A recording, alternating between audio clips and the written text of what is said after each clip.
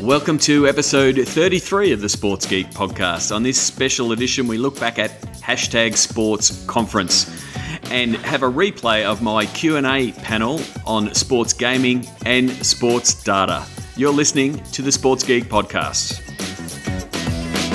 Welcome to the Sports Geek podcast, the podcast built for sports digital and sports business professionals. And now, here's your host, Sean Callanan. Thanks, DJ Joel. Yes, this is a very special edition of the Sports Geek podcast. I'm bringing this out today because earlier today, I got up at 5 o'clock in the morning to join in with the Hashtag Sports Conference that was run on Google Plus and via Google Hangouts. I was very lucky, and thanks to Steve and Anthony from Hashtag Sports for inviting me to moderate the Sports Gaming and Sports Data Conference. So what I'm going to do here is have a replay of the chat that I had with the guys, but also you can find all the links in the show notes for the conference itself and the replay if you really want to watch the video version. It was fun, again, to do another Google Hangout. And also what you can do is, what I really want you to do is to connect with all the panelists that were on my panel. So a big shout out and a big thank you to those guys, Bo Moon from Bloomberg Sports, Dave Abbott from Sports Data, Bob Morgan from SportsStream and now Facebook, and Ben Davis from Fizzle on the Sports Data panel. And on the Sports Gaming panel, Tom Griffiths from FanDuel, Steve Berneman from Overdog, and Carlos Diaz from Quarta. All the links to connect with them on Twitter and LinkedIn and their websites are in the show notes. That'll be sportsgeekhq.com/33. Let's get into the session.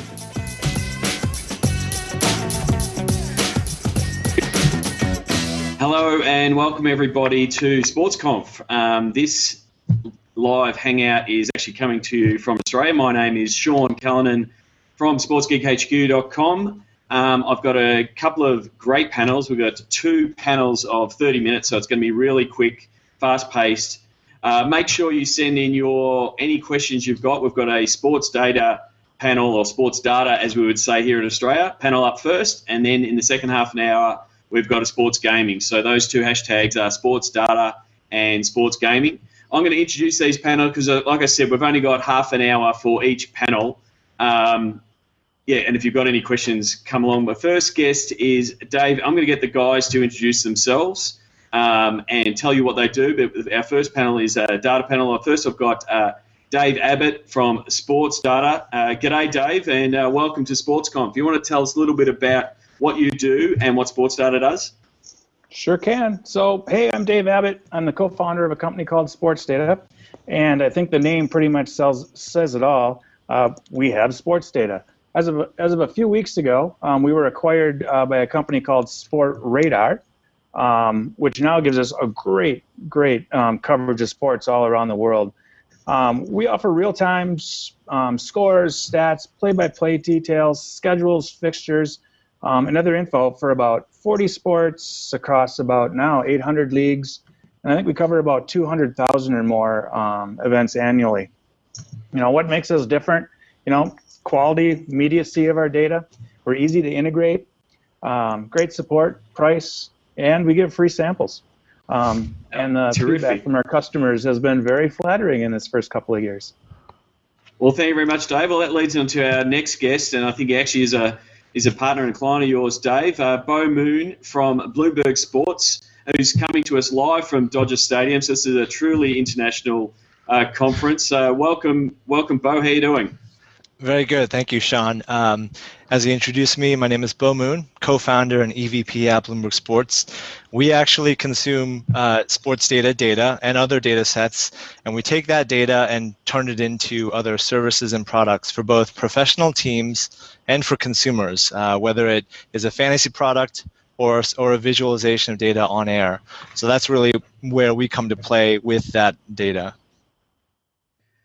So that's one side of the data equation, or the data equation. I'm going to keep correcting myself because that's how we say data in Australia. So that's the stats and the analytics behind the scenes that Dave and Bowen presenting those fantasy stats. the other side of data is the fan data and collecting of data. And so I want to introduce Bob Morgan, formerly of SportsStream and now at Facebook. So he's got his hands on a lot of data. Bob, you want to tell us a little bit about your background and what you're now doing at Facebook? Sure. I was the co-founder and CEO, as you mentioned, at SportsStream, and it's a very new thing to be here at Facebook. So I'll largely talk about what we're doing at SportsStream, and then I can touch on some of the themes here. At SportsStream, we built a platform that was really focused on surfacing great content in real time around sports. So looking at social posts or stats or scores as they happen in the moment to create fan experiences around that. So we built our own data model that understands every league, sport, team, player, exec, media member in a big structured data set. And then we use that platform to do a couple of things. One is to filter content, and then we would make that available to team and media partners.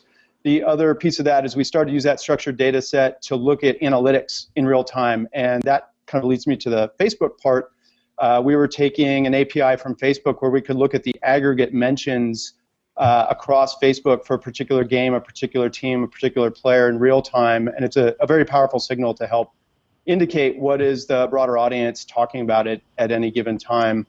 I'm sure we can get into that a little bit more detail. But that's SportsStream and now Facebook. Thanks, Bob. And our last but not least guest, Ben Davis from Fizzle. Can you give us a little bit of background of where Fizzle play in the whole data space? Unmute yourself, Ben.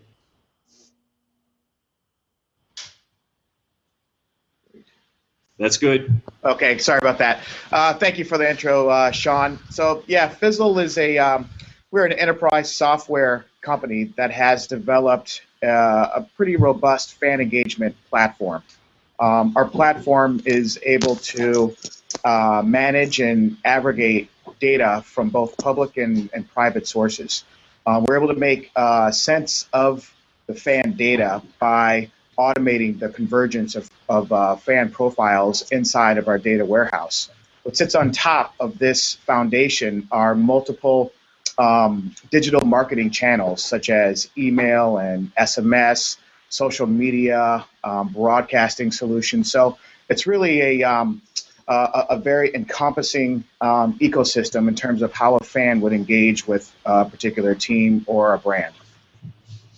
Well, thank you very much. First thing I wanted to get started with was, I guess, the changing appetite of fans for data. And I guess this is a question really for Dave and Bo. That's your space.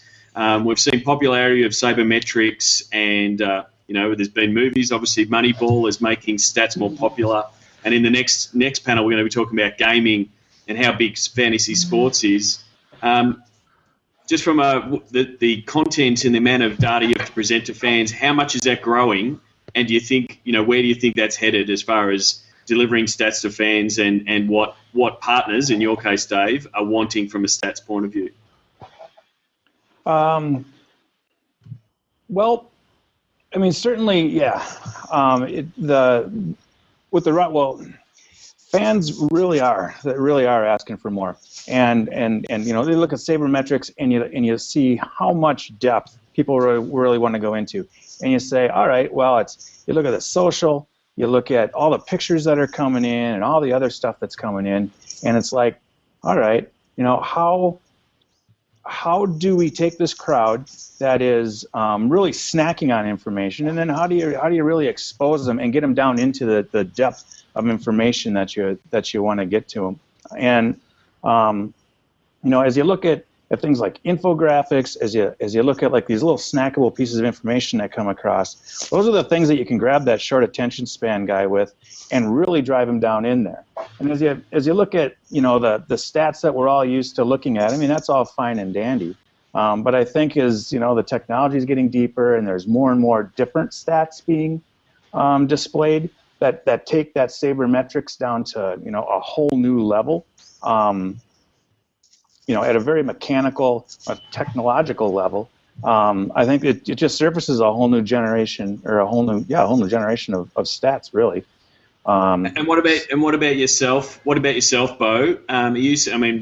Dave just mentioned then, the rise of the infographics. I don't see my feed every day. It's got a new type of infographic in it. Are you seeing that the fans are calling out for more content like that? Well, it's really simple. 10 years ago, the only baseball stat you really saw for a pitcher was ERA. And nobody knew what WHIP was. And more, I'm seeing the stat WHIP, and that's actually a much more sabermetric stat, but everyone knows now it better describes a baseball player. So yes, there's absolutely a move more towards stats. But what we see in our business is that's even growing in a much larger way. We work with broadcasters, and they're used to getting the basic stats, the play-by-play. But what they ask from us now is much more compelling, interesting information. Like, what do the stats say about whether a football team should go for 1 point or 2 points on a conversion? And that it's the debate that everyone has, at the bar or with their friends in the living room. But now the consumers are demanding the numbers. And one thing that we provide to the broadcasters is, what the book says. The book says that they should go for it. And that's because the fans have a hunch. The numbers can help to defend that. And we provide a lot of that kind of advanced information to them. And really, it's because the broadcasters have understood that that's what they want. And so the broadcasters are asking us to provide that to them. And that's definitely the case for fantasy as well, as you guys can imagine. People want more data. They actually watch more TV because they're looking at their fantasy team as they perform in real time. And so that kind of data and that kind of information is also critically tied to the success and growth of broadcast as well.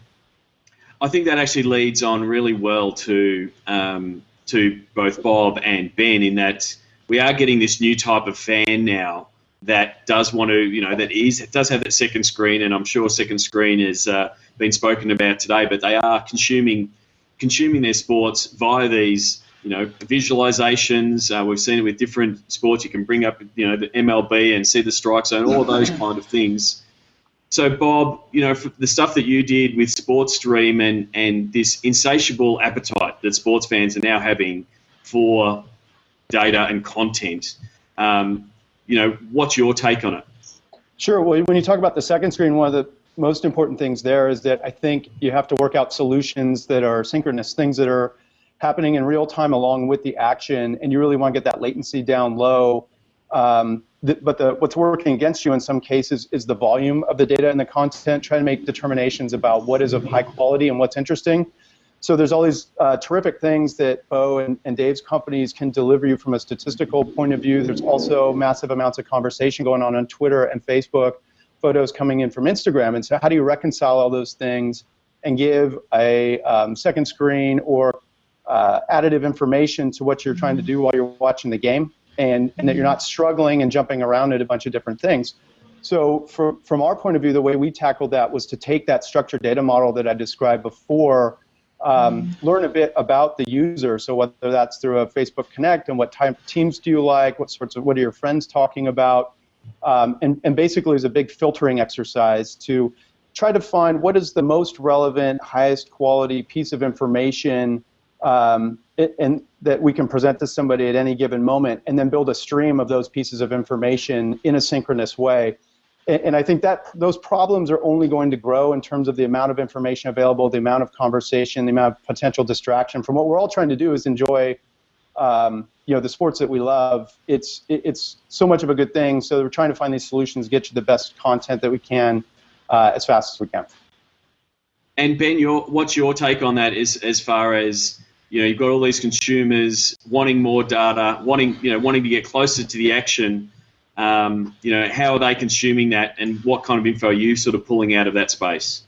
Yeah, Sean, from our perspective, it's really important to be able to facilitate for teams a true 360-degree view of the fan, because the reality is that fans engage with their teams, with their favorite brands differently through the different channels. And so I think what most teams have been challenged with is how to make sense of the collective of that data. How one sports fan engages, with Twitter versus Facebook is different. And, to be able to have insight across all those channels can really help a team better engage with that fan at any point of time within any context. And so traditionally, all of this data, from an engagement perspective, has resided in silos of applications. And what we're really have aimed to do is to converge all of that data into one area where the team can actually run predictive analytics, they can run behavioral analysis, and they can engage with the fan differently on Monday versus Tuesday, depending on what has happened in the sports world, but even beyond what's happened, in that particular fan's life. And that really enables a team to establish a much closer relationship with each individual fan.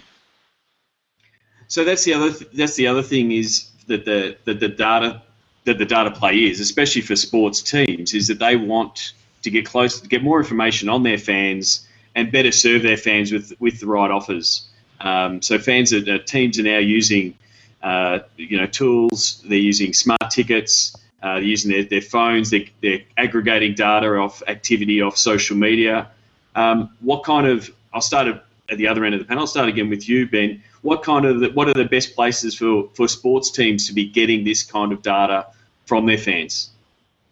Well, again, Sean, it's you've got to look at everything in aggregate, because if you just concentrate on one channel, then your insight to that fan is going to be very narrow, and you can't necessarily learn everything that there is to know about fans through that one channel. If John Smith only engages, with the Golden State Warriors through Twitter, then fine. That's the only place where you can capture information. But if John Smith is engaging through Facebook, Twitter, email, Ticketmaster, they're buying products through GoldenStateWarriors.com, then you've got to look at everything, because just because John Smith is in one particular profile, in this year, when John Smith, maybe the next year he graduates from high school or college, he goes out, he gets a new job, and he has a completely different perspective on the team, on life, or whatever it may be. So you have to be able to have that 360-degree view of the fan, because John is going to engage differently, through all of those channels. So from our perspective, if you're only looking at one channel, you're not getting the entire picture.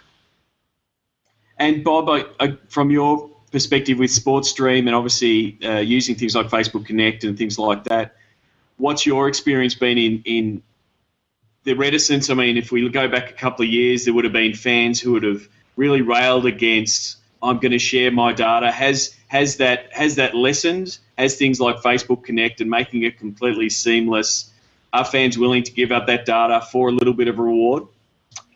Well, given it's our first week here, I'll probably speak most to the SportsStream perspective. But I think in large part, what I'm excited to see is a lot of the teams, they've done a lot of work, I think great work in being content creators.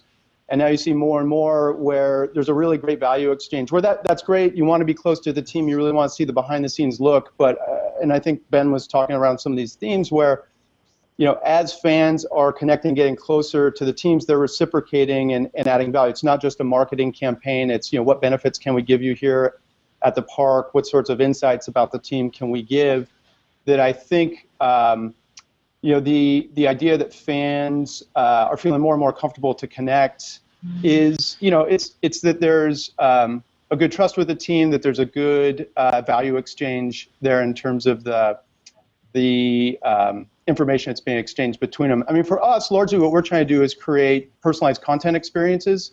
So, again, if you connect, we can tell which teams you like and really give you that 360-degree content view. There are a lot of teams that started to tap into and sort of, when you connect and you come to an experience that we're powering for them, we're giving you all those different types of information and data as the game's in progress. That's a really great value for the fan to connect and unlock. Here's a lot of information about what's going on, especially while the game's in progress. One for Dave and Bo, as one of the big frustrations as a digital marketer and for fans overall is going to stadiums and not having the connectivity and not being able to share and be part of that experience. stadiums are now becoming smarter, not only for the fan and the fan experience, but we're also seeing a lot of data captured, both from the sports, like on the field. If you're looking at the guys at SportsView and the NBA tracking the player movement, but then also on the concourses where we've got the low energy Bluetooth tracking fans through the mobile app. How are you handling that data growth in sports, especially around the stadiums? Well, I know from our perspective, I'm actually here at Dodger Stadium, so I want to give a shout out to Dodger fans, but we're here to talk about what we do to help the team with data improve, but we're also here to talk about how that can extend to other things like the fan experience. Now, I think in my personal opinion, it's all about engagement with this new data. Now, if it's fan data or if it's performance data of the team, it's all about engagement still. What you're trying to do is get the fan to engage with more social media so that they can feel like they're part of the conversation. And you were never able to really talk with teams and athletes like you are now with social media.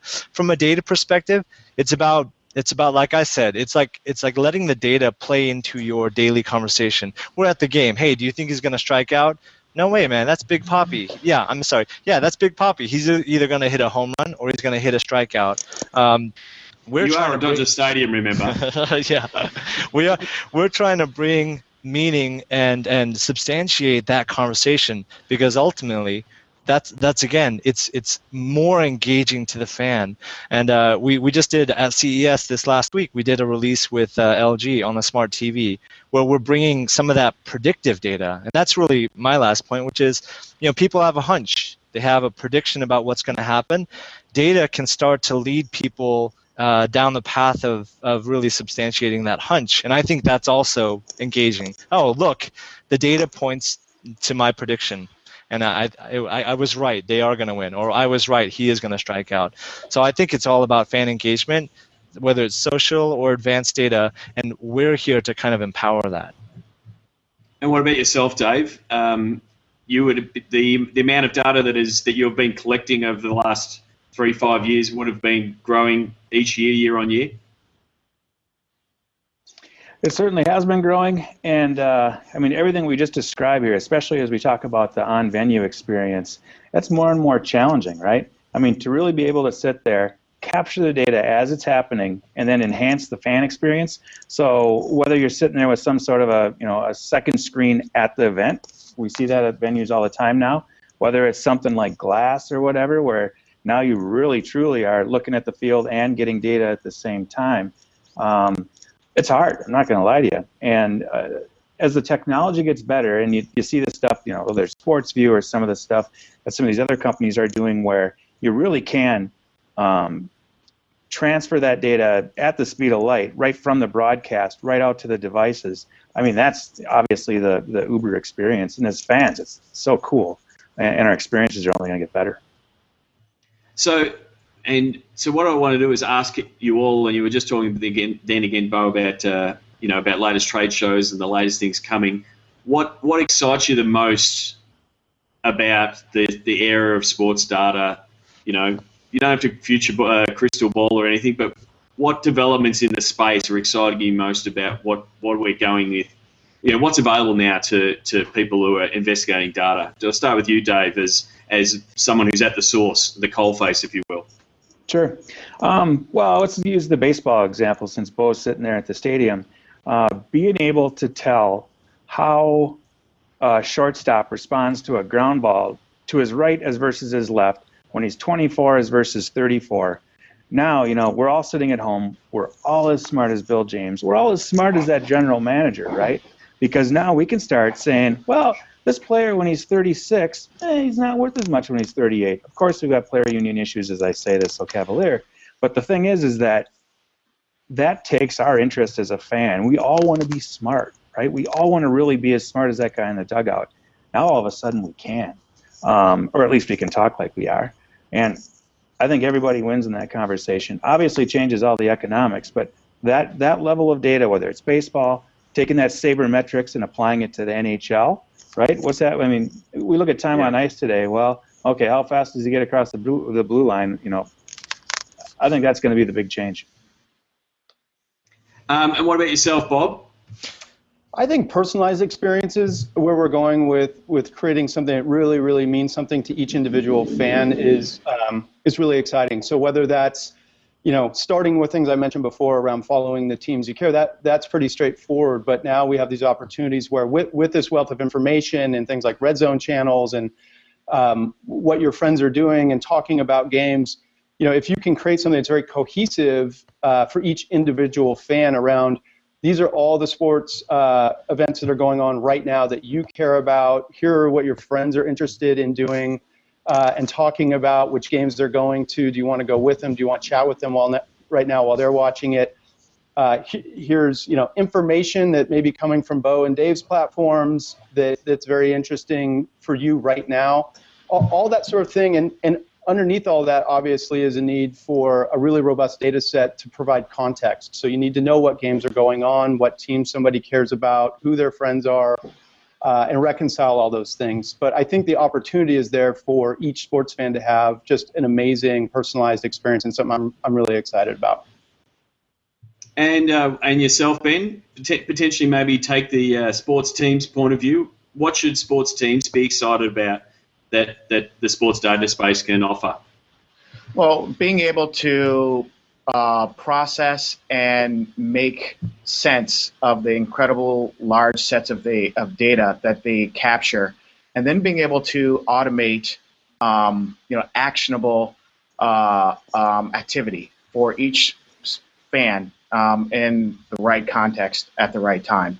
If you think about just us as human beings, what do we love? We love being around people that make us laugh, people that we enjoy being around, and people that care about us. And so there's really no difference between trying to establish the same type of relationship between a fan and their favorite team or their favorite broadcaster. It's fun experiences, but then also kind of giving back to the fan to show them that, we're the Golden State Warriors, but we still care about you and we care about what's going on in your life. And being able to automate that activity is, I think, is groundbreaking. Yeah, well, the thing is, and I really want to congratulate everyone. We got through a panel about big data without anyone doing the big data joke, so I'll do it because it has to be done. Big data is like teenage sex. Everyone says they're doing it, but no one knows how to do it at all. So that's one way to wrap up our data panel. I want to thank you guys for coming on the panel. I'd love to have this has been a really short time frame, so I'd love to have you guys on my podcast, Sports Geek Podcast, sometime to have a chat a bit further about what you guys do. So thank you very much to Dave Abbott from Sports Data. That was my shout out for a goodbye. Oh, I'm not getting there. Thank you. And thank you very much, Bob from SportsStream and now at Facebook. Thank you, Sean. Thank you very much, Bo Moon, and say good day to the Dodgers for me. I will do. Thank you. And thank you very much, Ben from Fizzle, and we'll talk to you soon. Thank you, Sean. Take care. Well, that was our sports data panel. My name is Sean Callanan from Sports Geek. You can see the Sports Geek Twitter handle there on my screen. I'm also at Sean Callanan. I've seen a few tweets. I've been taking a peek and keeping the questions coming in. Our next panel is on sports gaming. So we're swapping over the hashtag now over to the hashtag sports gaming. I've got three guys coming on from varied experience and varied backgrounds, so it'll be a pretty wide-ranging chat. So we want to talk about how the gaming market is affected by sports and how sports is affected by gaming. So I'll introduce our first guest. It's Tom Griffiths from FanDuel. Tom, are you there? And welcome to the sports gaming panel. And you've taken off mute, so I won't have to stretch any longer. Welcome. Good day, Sean. Thanks for having me. Do you want to give us a little bit of background of yourself and what FanDuel does? Yeah, absolutely.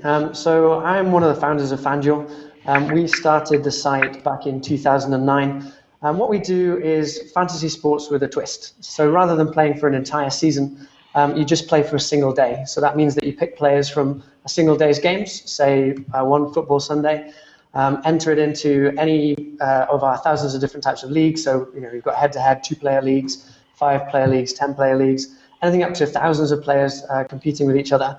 And where it really gets interesting for users is that you can play for money legally in the US. So I can play for anything from $1 all the way up to $500 and win $2 or several $1,000s, depending on how well I do and what contests I enter. So to give you a sense of how we're growing, we usually measure out in terms of payouts. So in 2009, when we launched, we paid out $100,000 in winnings. And last year, we just closed the books on 2013. We paid out $150 million worth of payouts, winnings for users. So the industry is really growing, and we think it's a really exciting time to be part of fantasy sports.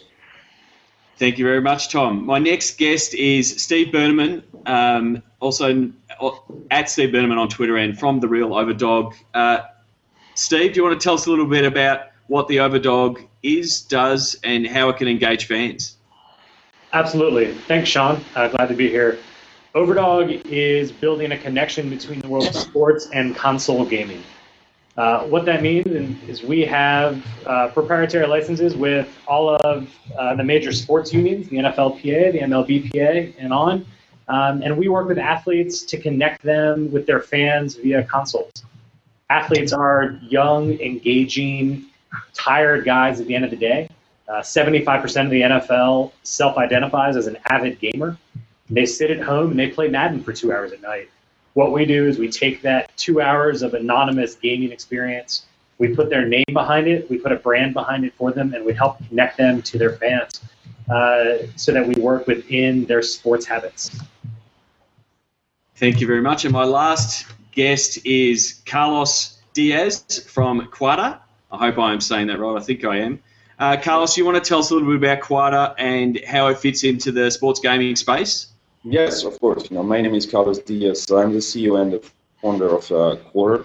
So basically, Quata is a highly scalable live mobile gaming platform for broadcasters, advertisers, and producers. So our customers are global TV players who are willing to increase the level of engagement with viewers and propose TV viewers to really participate live during the broadcast. So obviously we've been doing a lot of work in the sports area. So we've been working with Turner Sports, for example, around MLB. And we've got also clients like big advertisers like Bud Light and Budweiser that use our platform to create a live mobile social game around the NFL with an application named FanZone that you can download on the App Store. And that allows you to interact with any NFL games on TV. We do the Super Bowl, this year, of course, with Bud Light. And it's a predictive game. So basically it's prediction, question, trivia, polls, whatever you want that allows, the viewers to not only watch, the game on TV, but really get a sense to participate with the game and play with their friends.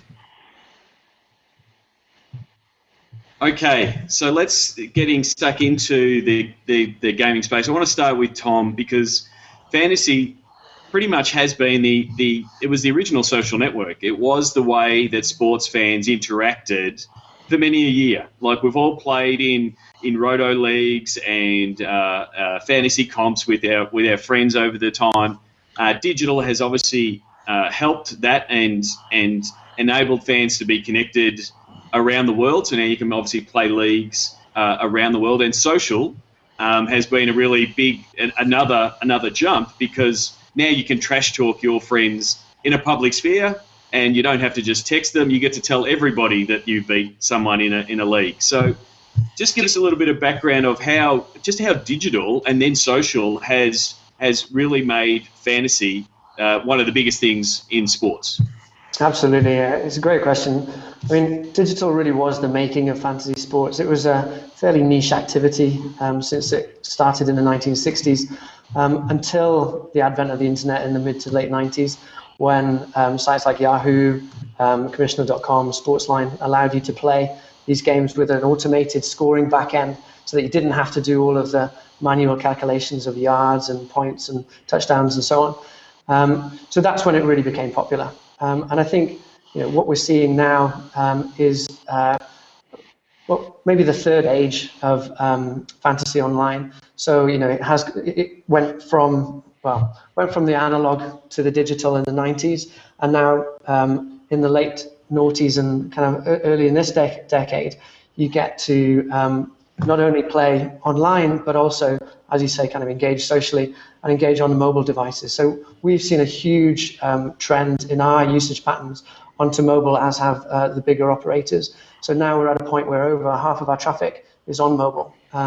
So you see that because people want to check their scores when they're watching the game at the bar or in the stadium, but people want to swap out players and so on. And I think kind of on the social side, not only, to your point, people are trash talking their friends and league buddies, they're also trash talking the athletes as well. So I don't know if you guys saw this news story back in September where Ray Rice came out on Twitter to say, he's not a fan of fantasy football anymore because given that he'd had a bad game, he'd had a torrent of abuse from fantasy players saying, I can't believe I picked you. You let me down. So there's kind of engagement with the athletes that you've selected for your leagues as well. So it's a big change the last few years.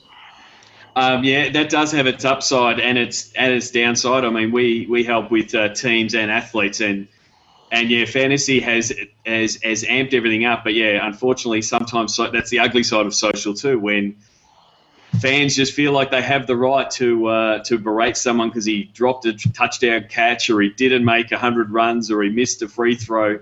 So as an athlete on social media, it's something that they have to be very, very aware of. You were talking there about mobile, and I wanted to sort of jump to Carlos because your apps are in the mobile space. The growth of mobile and the fact that it is becoming the go-to device. We're going to have a whole generation of kids that are going to say we're the tablet first and phone first, and they won't even know what a desktop is. As the society becomes more mobile, will gaming become more mobile? Like, will that just become the go-to platform? Yes, in fact, if you look a little bit at the figures, right now, the amount of time spent on mobile devices is going through the roof. From 2009 to 2013, the spend time on mobile increased by 500%.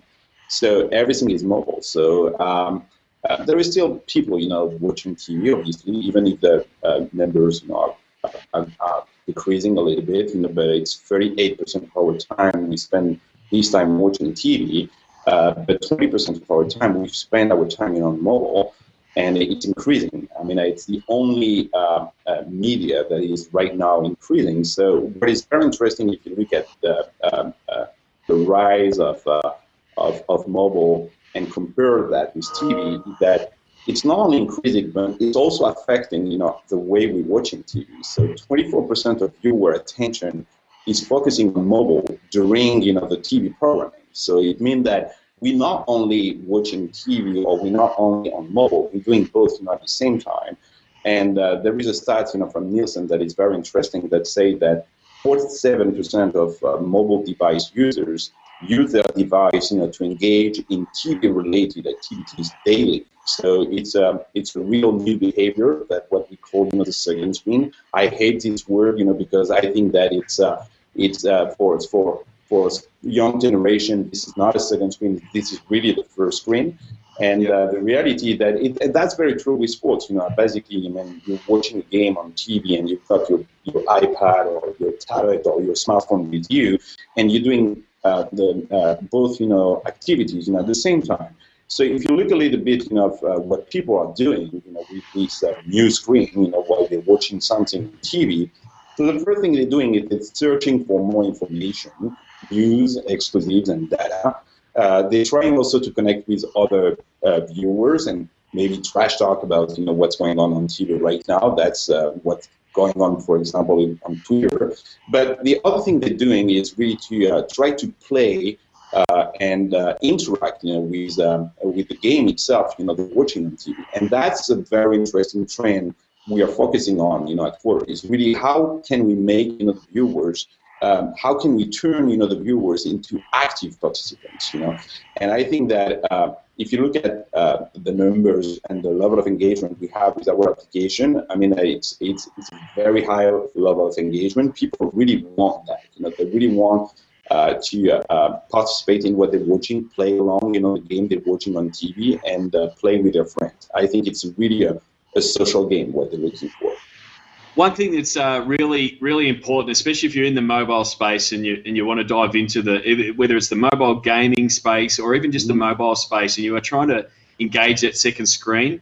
One of the large banks over here in Australia, the Commonwealth Bank, they shared some of the stats of the usage of their app, and it was they would show the spikes during an ad break, whether you're watching Dexter or whether you're watching the football. They could see that the app usage would go up during a timeout or during an ad break. And so when you're building an app, it has to you have to make sure that you can get in and out and perform that action. So in their case, go in and do your banking and be out within a minute, because if you're not, people can't do what they want to do. And so that's really important when you're thinking whether it's building a site. Responsive sites are obviously going to be super important, and if you haven't built your site as responsive, then go back and tell your geeks to go and get it sorted. That's an absolute must for 2014. So Steve, I want to talk to you because we're talking about gaming, we're talking about athletes, and you do a really good job of connecting those two, because we see, one of the things I love about social, especially from the athlete point of view, we talked about the trolling side and some of the dark side. One of the best sides is that fans start feeling closer to athletes because they get to know them, whether it's via the kicks they wear, the clubs they go to, the movies they watch. But one of the big things is the games that they play, because a lot of these athletes actually play the games that they're in. I mean, that's partly maybe athlete ego, that they want to be playing themselves and the coach is not giving them the ball and they want to carry the ball a bit more. But you want to tell us a little bit about how you're connecting fans and athletes with Overdog? Yeah, absolutely. I'll start with an anecdote, and it's one that builds off of what Tom was saying. A week before that Ray Rice quote went out, we've worked with Ray for a while, and he was in a New York Times article for us. And his quote was about talking trash with fans, and the reporter asked him if he minds when fans talk trash if they win. And his response was, no, because when I win, I'm going to talk about how bad they are. What we've done is, and I think one of the important things in connecting fans and athletes, we use real names. We don't hide behind avatars. We don't hide behind screen names, gamer tags. We use the athlete's name and the fan's name, and when we introduce them, we do it in a way that they talk like friends. We have a sign in our office that says "Athletes are people too," and one is to remind us that their habits are just like fan habits, and the second is to remind us that those interactions need to be organic. When we introduce the fan and the athlete, a little bit as Carlos was mentioning, we try to have the interaction via the second screen. Fans and athletes are playing games via the console on their television. They're using the app to chat and to leave videos for each other. We do those in 6-second video chunks, obviously, so we can push them to social media. We do it via chat on the phone because the sports audience can communicate faster via tweet, text message, direct message, etc., than any other format. You can't call anyone that fast. You can't use a console. You can't use a computer. It's the fastest method of interaction. And when we monitor that and we introduce athletes as a person, fans tend to be embrace, and they get past the autograph line barrier really quickly. Yeah, I mean, and it does humanize the athlete. And I think that's what social has done really well, and some athletes that are doing a great job in showing a bit more of their personality, and they can turn around like their fan base. We've seen that with LeBron and even Kobe as he goes through his injury and now his comeback.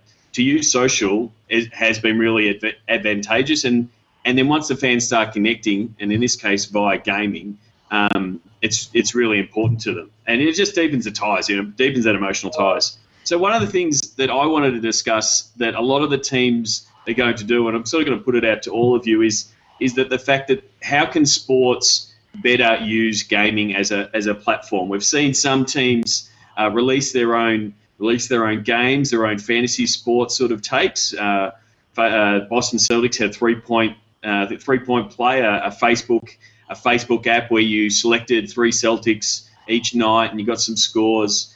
So there's a few that are playing in the edges of that space. Do you think that's an opportunity? I'll put it to Tom first. Do you think that's an opportunity for sports teams to engage their fans through fantasy?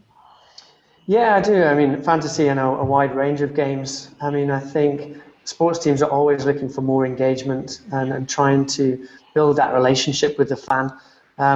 That might be primarily trying to get them to come to the stadium and watch games, but also offline, following Twitter, following Facebook, and participating in forums and games. I think the one thing we've got to remember, though, is that the game itself has to be compelling. They're not just going to play it because it's related to a particular team that they like. So, I mean, it's probably a good option for the teams to be looking at partnering with games providers, whether that's kind of short-term fantasy games or prediction games or quizzes or whatever it is. So it's not their area of expertise. So I think if they're thinking about how to execute that, it's about kind of doing partnerships with the games that they think relate to their audience. It is a bit like that. I mean, it's asking someone to build a hit, the next Angry Birds, is a bit like asking someone to create a viral video. Right, like you do exactly. need experts to do that, and you need to understand the game theory and make it compelling. You can't just slap a logo on a bad game because you get just as much bad feedback from that. So, Carlos, I wanted to ask Carlos about in-game, because what you do at Quattr is while you're watching the game and while you're watching TV, you're engaging the fans. What's the opportunity there to engage the fans while they're watching the game? Do you think there's opportunities there in the sports space? Well, I think it's the fantastic. Well, there is a lot of opportunities beyond the fact that for TV viewers, it's a way to increase the experience, the watching experience. But it's also a fantastic opportunity for advertisers and sponsors because basically you can tie your brand to any specific moment of the game. So if you look at TV, you can only have your brand out, when there is a commercial tune or something like that. With a second screen gaming solution, basically you can get your brand tied to any specific moment. So, for example, we did an operation last year with Domino's Pizza. Every time there were a home run, in a game, you had a Domino's Pizza trophy, flying across your second screen on your phone, And if you were the first one to catch this trophy live when the home run happened, you got a free pizza. So, Domino's Pizza knew that they would never had, the commercial right when the home run happened, but they can engage with the fan and the viewers on the second screen at this specific moment. That is a very powerful moment, a very emotional moment. That's the perfect moment to engage with the fans, and that's exactly what sponsors and advertisers can do with second screen application. Bud Light is doing that also with their application. They have what they call this, that Superstition is a baseline for all their commercials. Every time there is a Superstition moment in an NFL game, we've got a Bud Light trophy flying across the screen that allows viewers to collect all these Superstition moments. So that's a fantastic way to get the brand involved directly into the fabric of the game. So I've got a question, especially from the team's point of view, trying to get people at the games, and it's one where effectively both Steve and Tom, you're the enemy.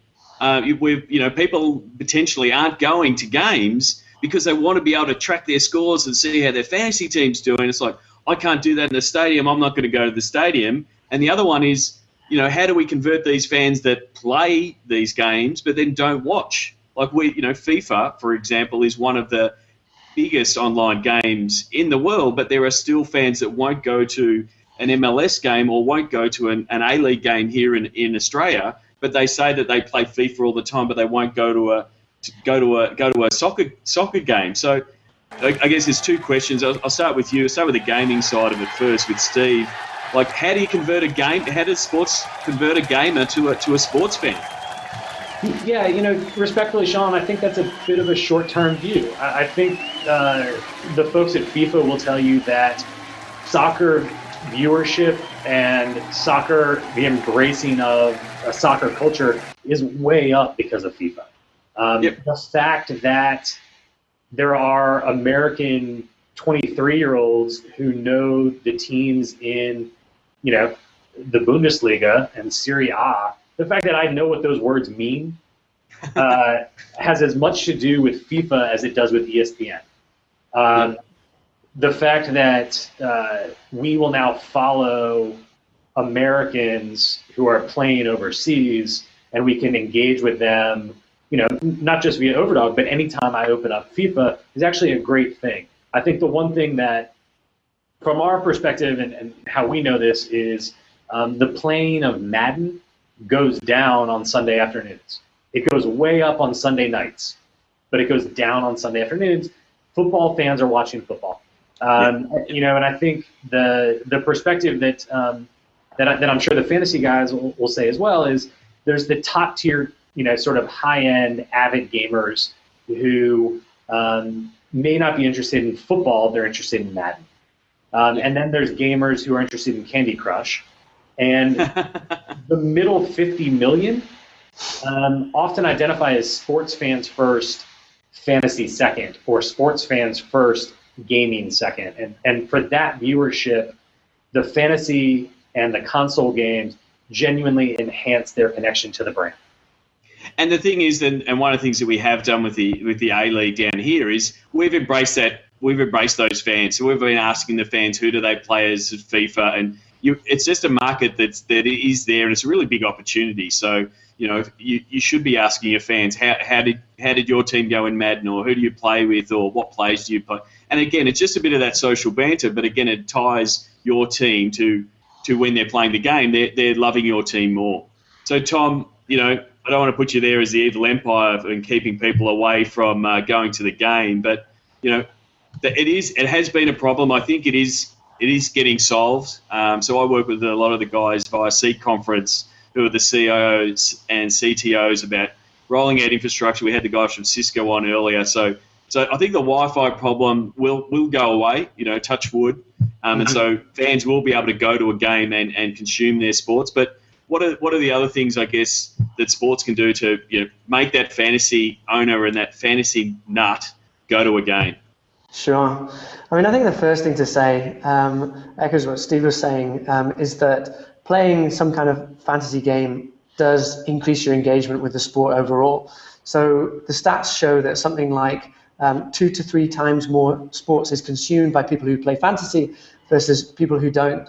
And the reason for that is not just that they were bigger sports fans to begin with, but actually because if you're playing fantasy, you picked up a kind of a budget running back or wide receiver late in the draft, and you care about his game. That might be the Raiders versus the Bengals that you never would have watched otherwise, but now you're watching it because you've got some skin in the game there because one of the players is on your team. So it definitely drives consumption. In terms of how you get to them to the actual stadium, I think as fantasy experiences become better on mobile, and people can use that as a window onto how they're performing in the league as they do now, and the connectivity gets better, then there'll be less reason to stay at home and track your stats across all the different games on TV or better connectivity. And also what you see when you go to games is that recently there's been a trend of in-stadium displays showing fantasy statistics. So you'll see, the biggest yard gains when you're actually at the matches, as opposed to having to check that on your phone or call someone to find out how you're doing. So I think by providing a route to those statistics, whether it's displaying them or getting better connectivity, that's the way to go. You were just talking then about in stadium.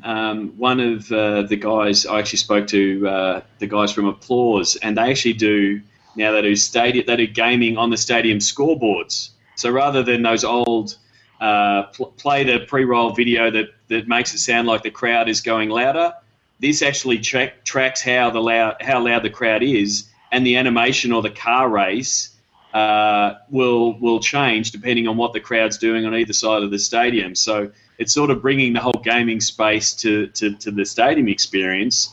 They recently installed it at Madison Square Garden and Citi Field in New York, coming out of Finland. But it's a really, it just shows you that, gaming is now part of our culture. So I guess one thing I do want to do to sort of wrap up, you guys are all in the gaming space in all different areas.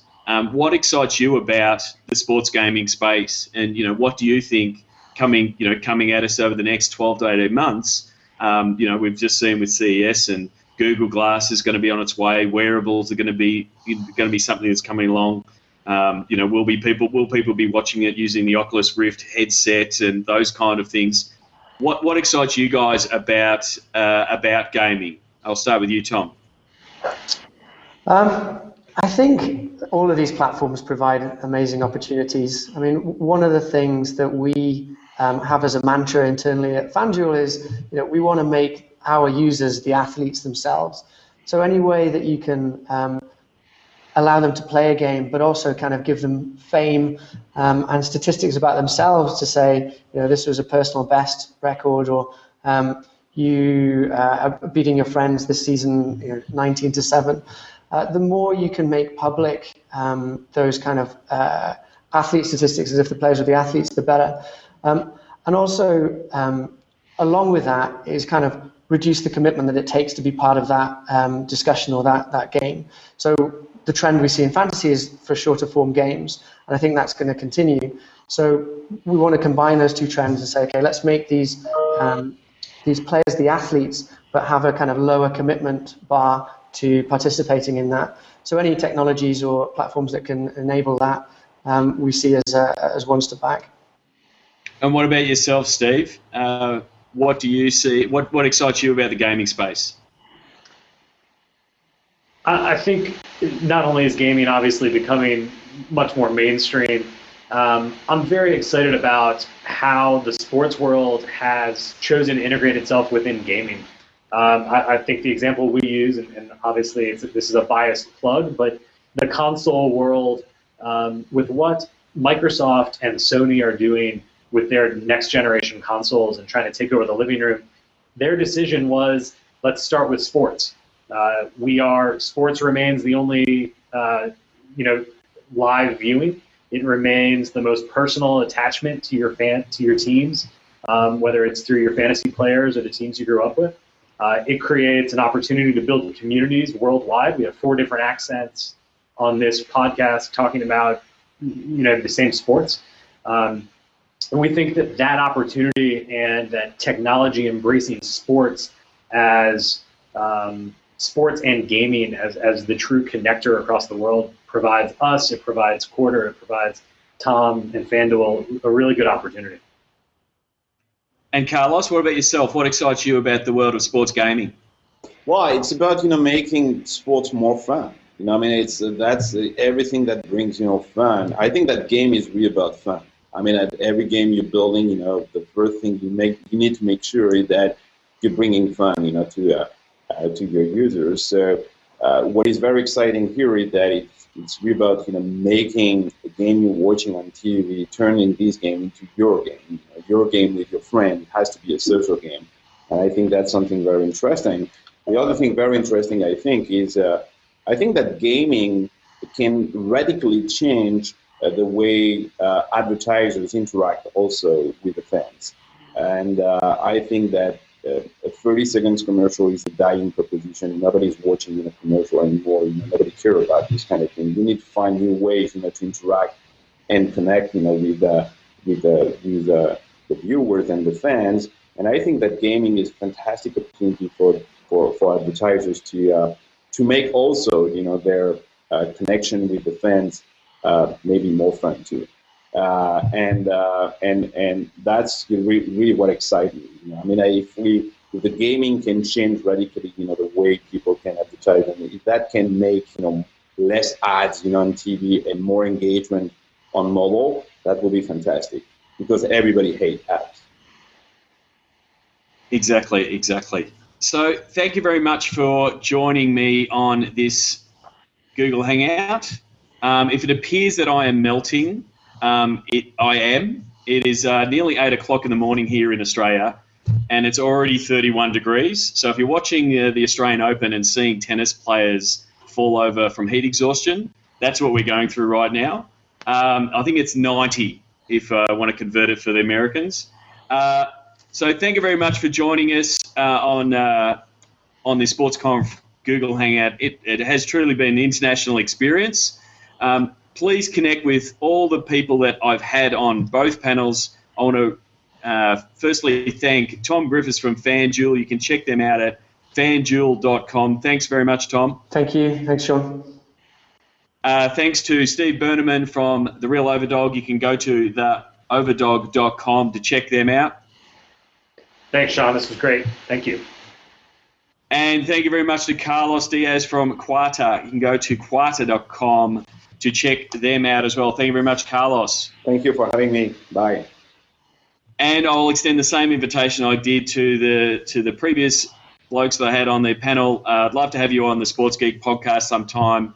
Take this conversation a little bit further. The gaming space is obviously going to continue to grow. One thing I would add as a real opportunity for the people who are running sports teams out there is don't underestimate the amount of traffic that your player profile and player stats pages will be getting in the lead up to the season.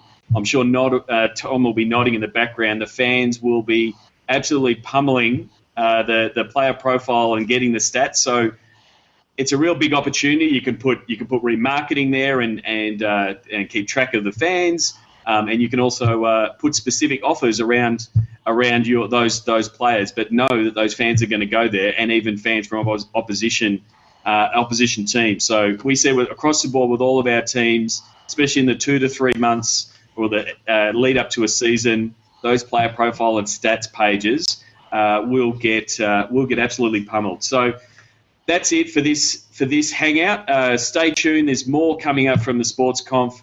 My name is Sean Callanan from Sports Geek. Please send me a tweet if you've been watching it, either to Sports Geek or at Sean Callanan. And if you can go to sportsgeekhq.com/SGP, there's now 32 episodes of the Sports Geek podcast where I've chatted with some of the people that I discussed here today, the guys at Applause. The recent one is with Kenny Lauer, talking about the Warriors Live Google Hangout. But thank you very much for joining me, and enjoy the rest of the conference.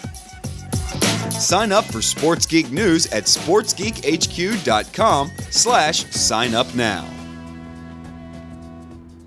Thanks again to Steve and Anthony from #Sports. If you haven't signed up for their sports email newsletter and get the links daily, I suggest you do. We're not really going to be doing a daily email, as it's only going to be a weekly email, but if you want to stay completely on top of everything sports and digital, it's an email that I highly recommend.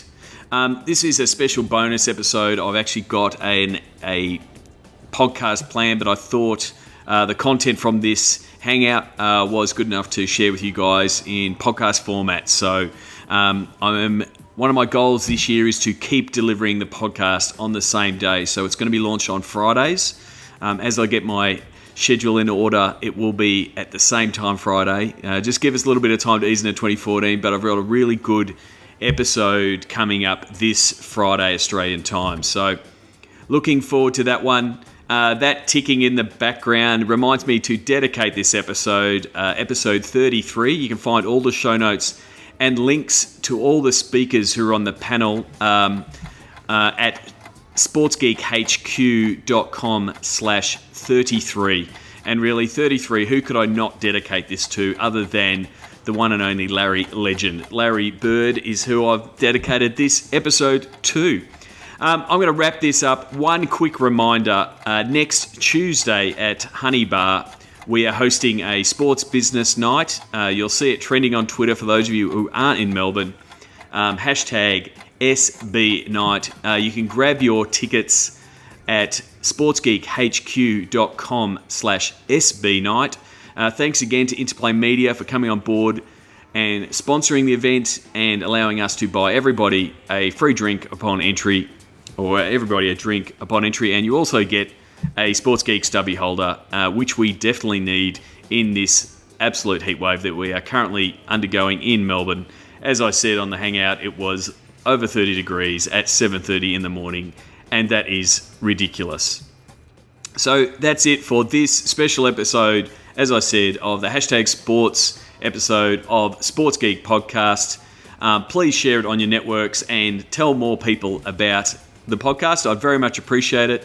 You can send them to sportsgeekhq.com/iTunes. I've also updated, all episodes are now available on SoundCloud. If you go to look for Sports Geek on SoundCloud or sportsgeekhq.com/SoundCloud, as you would think.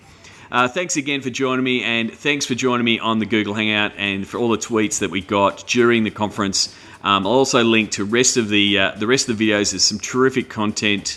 Richard Ayres hosted one earlier with Brian Sarabian. Harrison Barnes wrapped up the day from the Golden State Warriors talking about sports and social. I really love the Red Bull athletes talking about how they used social. So I haven't gone back and looked at it all yet, but I plan to. But I'll have links in the show notes for this episode. Take your time over the next week or two and watch them. It's definitely worth doing. Anyway, that's it from me. My name is Sean Callanan from Sports Geek, and you've been listening to the Sports Geek Podcast. Please leave a review on iTunes. Go to sportsgeekhq.com/iTunes. Find all Sports Geek podcasts at sportsgeekhq.com/SGP. Want to maximize returns from your digital team? Contact Sports Geek about content and commercialization workshop. Thanks for listening to the Sports Geek Podcast.